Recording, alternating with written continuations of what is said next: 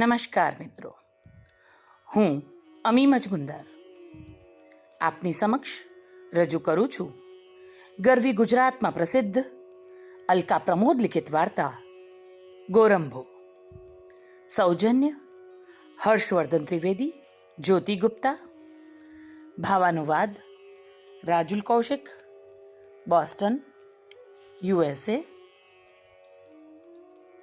સંગીત ધનજીભાઈ ગડિયા, મુરલી. વિડીયો સંકલન કૌશિક શાહ. તો ચાલો મિત્રો સાંભળીએ વાર્તા ગોરંભો. પત્રના ચીર પરિચિત અક્ષરો જોઈને કાનુને અતીતની ઝાંખી થયેલી સ્મૃતિ તાજી થઈ. એના જીવનને કડવાશથી ભરી દીધા હોય એવા પાનાઓ લખનાર વ્યક્તિને એ ક્યાં ભૂલી શકી હતી? આજે આ પત્રમાં કોણ જાણે કયા ઝંઝાવાતની આગાહી હશે?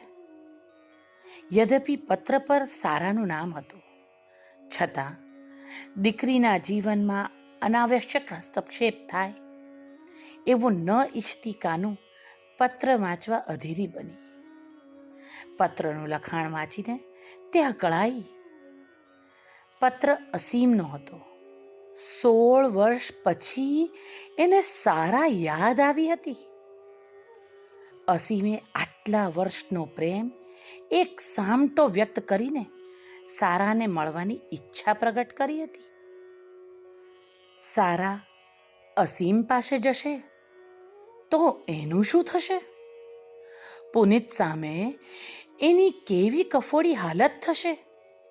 એ વિચારે કાનુ વ્યાકુળ બની.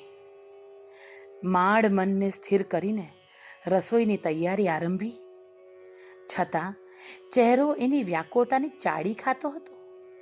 પુનિતને આવતાની સાથે કાનુનો ઉતરેલો ચહેરો જોઈને ચિંતા થઈ. કંઈક કહેવા જશે તો રડી પડાશે એ ખાતરી સાથે કાનુએ અસીમનો પત્ર પુનિતના હાથમાં પકડાવ્યો. પત્ર વાંચીને પુનિત પણ વિમૂઢ બની ગયો. શું કરીશું? પત્ર વાંચીને સારા આપણા માટે શું વિચારશે? પત્ર ફાડી નાખવો છે? કાનુ રડી પડી. ના, એ પલાયનવાદ કહેવાય. રેતીમાં માથું ખોસી દેવાથી તોફાન અટકતું નથી. અસીમ આજે નહીં તો કાલે સારા સુધી પહોંચવા પ્રયાસ કરશે જ. સારા એની દીકરી છે, એ સત્ય આપણે નકારી શકીએ એમ નથી. સારાને મળવા માંગતા અસીમને કયા અધિકારે રોકી શકાશે? સારા પર નિર્ણય છોડીએ એ જ ઠીક રહેશે. પુનિતે પ્રેક્ટિકલ વાત કરી. એટલામાં ડોરબેલ રણક્યો. વિન્ડચેમ જેવો રણકાર કનુને માથામાં વાગ્યો. સારાને મળવા હંમેશા ઉતાવળી કાનુના પગમાં મણની બેડીઓ હોય ને એમ માંડ બારણે પહોંચી. ઓ મમા, કેટલી વાર કરી! આવતાની સાથે સારા બોલી તો ખરી, પણ કાનુનો ઉતરેલો ચહેરો જોઈને ગભરાઈ. Is there anything wrong mama? ના રે બાબા, જા ફ્રેશ થઈ જા, જમવાનું તૈયાર છે. જમતા જમતા કાનુના મનમાં વિચારોનો વંટોળ ચડ્યો. સારા મને છોડીને જઈ શકશે? પુનિતનો પ્રેમ ભૂલી શકશે? ના ના, એમ તો નહીં બને. ક્યારેક લોહી કરતાં લાગણીનો સંબંધ વધુ ગાઢો હોય છે. સારા સાથે તો એનો લોહીનો અને પુનિતનો લાગણીનો સંબંધ છે. એમ કંઈ અસીમ પાસે નહીં જાય. જોકે અસીમ સાથે લોહીનો શક પણ છે, એ ટાળી ન શકાય. વળી અસીમે નર્સિંગ હોમ ખોલી આપવાનું પ્રોમિસ કર્યું છે. સારા એ વાતથી આકર્ષિત થઈ તો? શું વાત છે? આજે બંને જણ કેમ શાંત છો? મમ્મી, તારી પહેલી રોટલી પણ પ્લેટમાં એમની એમ છે. કાનુએ સારાના હાથમાં અસીમનો પત્ર પકડાવી દીધો. અણગમતી પરિસ્થિતિ ટાળવા પુનિત બેડરૂમમાં ચાલ્યો ગયો. પરીક્ષાનું પેપર નબળું ગયું હોય ને પરિણામ ખરાબ જ આવશે એવી ખાતરી સાથે કાનુ સારાના પ્રતિભાવની રાહ જોઈ રહી હતી. સારા પત્ર વાંચી એક તરફ ફેંકીને હોસ્પિટલ જવા નીકળી ગઈ. કાનુને ગુસ્સો આવ્યો. અહીં જીવ નીકળી જાય છે ને આ છોકરી તો જાણે કઈ પડી જ ન હોય એમ ચાલતી પકડી. પુનિતના સવાલોનો સામનો કરવાની તાકાત ન હોય એમ કાનુ બહારના બેડરૂમમાં જ બેસી રહી. મન અતીતમાં પહોંચી ગયું. કનુના લાવણ્ય પર મોહીને અસીમે એની સાથે લગ્ન કર્યા. થોડા જ સમયમાં જ બંનેને સમજાઈ ગયું કે બંને એવા ઝરણા જેવા છે જેમનો પ્રવાહ અલગ દિશામાં ફંટાય છે અને બંનેની વચ્ચે અસમાન વિચારોની એવી અભેદ ચટ્ટાન છે જે દૂર કરવી દુષ્કર છે. કાનુ સરળ અને પ્રેક્ટિકલ, અસીમ અતિ મહત્વકાંક્ષી. આગળ વધવા કોઈનો પણ ઉપયોગ કરવા એને છોછ ન હતો. કનુને પોતાની આર્થિક સ્થિતિથી અધિક પ્રદર્શન પસંદ ન હતું, ત્યારે બાહ્ય આડંબરમાં પાવરધો અસીમની દરેક બાબતમાં શેખી મારવામાં અવ્વલ. સારાના જન્મ પછી મતભેદમાંથી મનભેદ સર્જાવા માંડ્યા. કાનુ સારાના ઉછેર બાબતે સ્પષ્ટ હતી કે નાજુક છોડની જેમ બાળકના કોમન મનની પ્રકૃતિને અનુરૂપ વાતાવરણ આપવું જોઈએ. એનો ઉછેર સહજ હોવો જોઈએ. પાશ્ચાત્ય રંગે રંગાયેલા અસીમને એ વાત મંજૂર ન હતી. અસીમ સ્વકેન્દ્રી હતો. તામસી પ્રકૃતિના અસીમ માટે એની માન્યતા વિચારોથી અલગ કાનૂની લાગણીઓ હોય એ વાત સહેવાની તો દૂર, સમજવી પણ અસંભવ હતી. કાનુએ જ્યારે સારા પછી બીજા બાળકના આગમનની જાણ કરી ત્યારે આ મોંઘવારીના સમયમાં કોઈ હિસાબે બીજું બાળક જોઈએ નહીં એવું અસીમનું ફરમાન. કાનુના પિતાના અવસાનના સમાચારથી તૂટી ગયેલી કાનુ પ્રત્યે અમાનવ્ય વર્તન, તે પછી પણ એવી અનેક ઘટનાઓ બનતી રહી.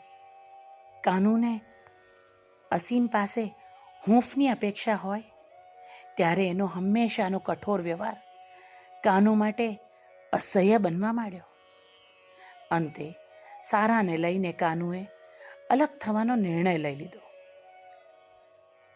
જઈને ક્યાં જશે, કાલે પાછી આવશે એવા અહંકારમાં અસીમે એને રોકવા પ્રયાસ સુદ્ધા ન કર્યો. કાનુએ કોલેજમાં લેક્ચરરની જોબ લઈ લીધી. આર્થિક સ્થિરતાથી સ્વાવલંબી કાનુમાં આત્મવિશ્વાસ વધ્યો. અંધકાર ભર્યા જીવનમાં પુનિત ઉજાસ બનીને આવ્યો. પુનિત એ જ કોલેજમાં પ્રોફેસર હતો. કાનુની સાદગી, ક્ષમતાના પ્રશંસક પુનિતે કાનુને સંગીત શીખવાની પ્રેરણા આપી. અનેક સંગીત સમારોહમાં કાનુને આમંત્રણ મળવા માંડ્યા. પુનિતની મૈત્રીથી કાનુમાં જીવન જીવવાનું જોમ વધ્યું. ધીર ગંભીર, સંયમિત અને સંવેદનશીલ પુનિત કાનુ અને સારાનો સબળ આધાર બની રહ્યો. પુનિત અને કાનુ એક બન્યા. પુનિતે સારાને કલ્પનાતીત પ્રેમ આપ્યો.